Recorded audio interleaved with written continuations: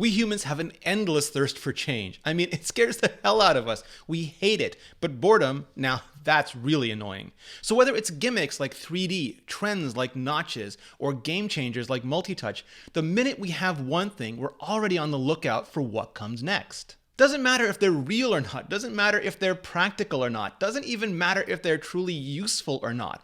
All that matters is that they're new and different and potentially exciting. And right now, that's what I'm calling foldables, and not just phones. Now, before we begin, I just want to take a moment to thank Marquez Brownlee, MKBHD, for his very kind words on the Viper livestream. So you got some heavy hitting friends, but I'm more interested right now in like up and coming creators and the tech niche that you watch or you enjoy. I think Rene Ritchie qualifies as up and coming creator, just because of he hasn't been making videos for a while, but one of my favorite people. You've seen Rene, obviously. Rene's been making great analytic videos for the past year. Yep. So shout out to Rene. It was just beyond kind, and it's so very much appreciated. Okay, on with the show. I'm Rene Ritchie, and this is Vector.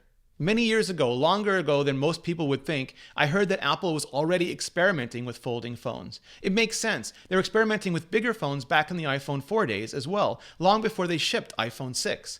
It took that long until Apple was happy enough with the technology. Same with OLED in the iPhone 10. I imagine they've been experimenting with folding devices off and on for just as long, maybe longer, trying to figure out something that's not just different, but significantly better than they can do without folding. Foldables aren't new. Humanity has been folding things for as long as we've had things to fold.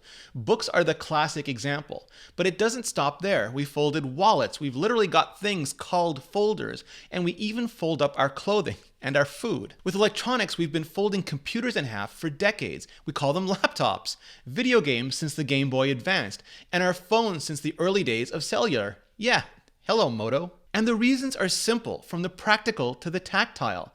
They can be more efficient to store, they protect our contents, and they're fun to open and close. The storage efficiency is interesting because you're basically trading size in one dimension, the x-axis or the y-axis, for size in another dimension, namely the z-axis. In other words, by folding something in half, you're making it half as tall or wide, but twice as thick, which may or may not be a good deal for everything, but turns out to be a great one for a lot of things, for all the things I listed just a minute ago and more. Again, we've had foldables on our desks for effectively forever. We just called them books and held them up vertically. Now we also call them laptops and rest them down horizontally.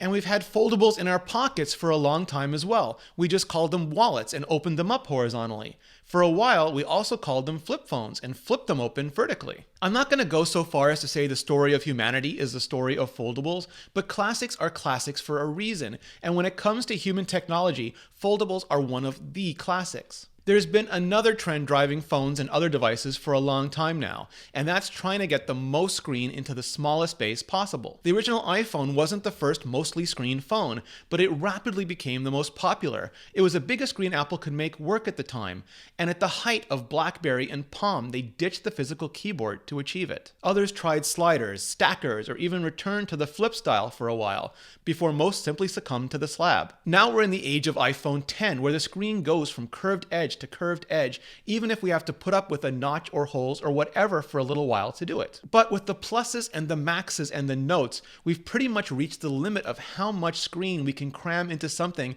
that can still credibly be called a phone, at least without turning it into a tablet. And tablets just don't fit in our hands, pockets, or bags, even our lives the way phones do. So now, in order to cram even more screen into something that's still, in some way, within the acceptable width and height of a phone, we're doing what humans have always done. We're going for foldables. There's a couple of different ways we can go with this. We can take the existing big phones and make them small again, something the size of a Plus or Max or Note that you can fold in half to message or check notifications or complications more easily while you're walking or talking, and pocket or bag more easily when you're running. That would be a hella fun phone to see, especially for people who love iPhone SE and feel completely underserved by the current, more colossal phone sizes. But we can also take the existing regular sized phones, the ones that most people can still manage on the go, to do everything we already do on our phones every day, and turn them into something more like an iPad mini for whenever you want to stop going and start doing,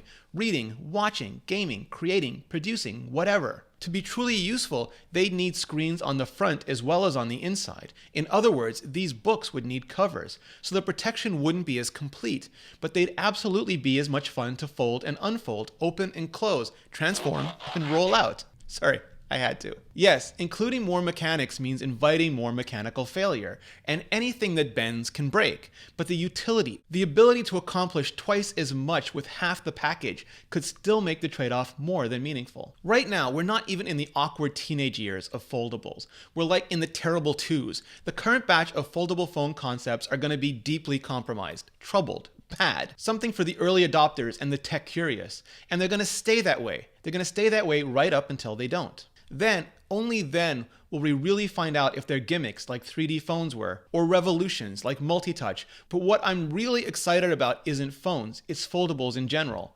Foldables, the next generation. I can imagine an iPad mini that folds out into a full-sized iPad that I can use as a bigger canvas, or laptop style docked into a keyboard, or even like an iBook, Microsoft Courier style. Remember that? Or a full-sized iPad that folds out not just into a bigger iPad, but into a laptop-like device where the top half stays as a screen and the bottom half becomes a control surface, something that uses the same proprioceptive tricks as Force Touch, only much better, to fool our fingers into thinking there are keys there for typing, sliders and dials there for video or audio editing, whatever we need whenever we need it. And sure, maybe we can put it down flat to become a full-sized virtual tactile control surface for an iMac-sized display. And no, these aren't toaster fridges, these are full-on kitchenettes. At least unless and until physical controls and displays are completely obviated by AR, augmented reality, and voice AI. Now, I threw a few quick and dirty Photoshops into the video to try and sketch out the points I was trying to make,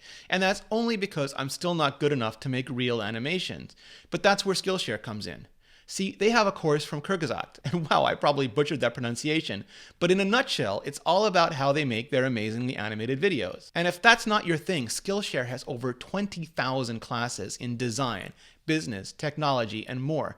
It's the perfect place to keep you learning and thriving in 2019. Join more than 7 million creators learning with Skillshare, and the first 500 of you who use the special link in the description below will get a 2-month trial, absolutely free. Thanks, Skillshare, and thanks to all of you for supporting the show. So, do I think this year's crop of foldables are going to be any good? No, they're going to be a hot mess. An audacious, adorable, maybe even inspiring hot mess. Same as smartphones were, same as big phones were, same as everything is as it crawls its way out of the primordial soups of concept to try and stand on its own 2 legs of real mainstream product. But as someone who very much loves technology and the future, I'm happy to see these companies trying. In the meantime, I'd love to know what you think. To fold or not to fold, and when? Those are the questions. Hit like, hit subscribe, then hit up a friend and tell them about the channel. It really helps a lot. Then hit up the comments below and let me know. And thank you so much for watching.